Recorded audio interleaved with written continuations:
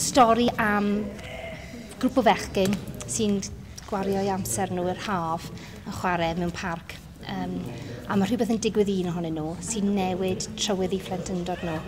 A mae'n ddrama, mae'n ddrama wych, ond hefyd beth sy'n ategu at y ddrama yw'r holl pethau corfforol mae'r actorion yn wneud sy'n delio gyda plentyndod. Ni'n chwarae rhan Rhys yn y sioe Bili'n Bwrw'r Bronco.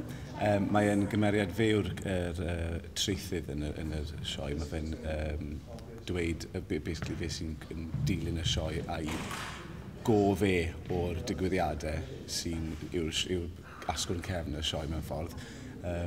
Mae Rhys yn fachgen cyfeillgar digon clen, a fe yw'r un call o'r grŵp, fi'n meddwl, mas o'r criw o foes. Fe yw'r un sy'n wastad yn, mae cydwybod gyda fe sy'n wastad yn dweud, na dylwn ni ddim wneud hyn, dylwn ni wneud llall.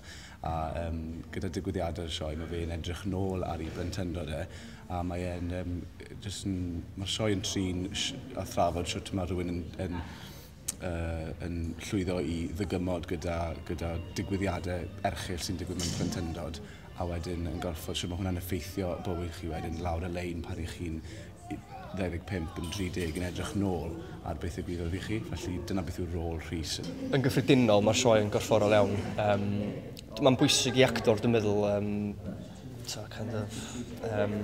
gadw rhyw fath o lefel y ffitrwydd, ond mae'r sioe yma wedi gorfodi ni gyd. Dwi'n meddwl bod ni gyd wedi paratoi ymlaen llaw cyn dechrau ymarfer, ond mae'r sioe ei hun yn gorfforol iawn, felly da ni'n eitha ffit erbyn hyn, dwi'n meddwl.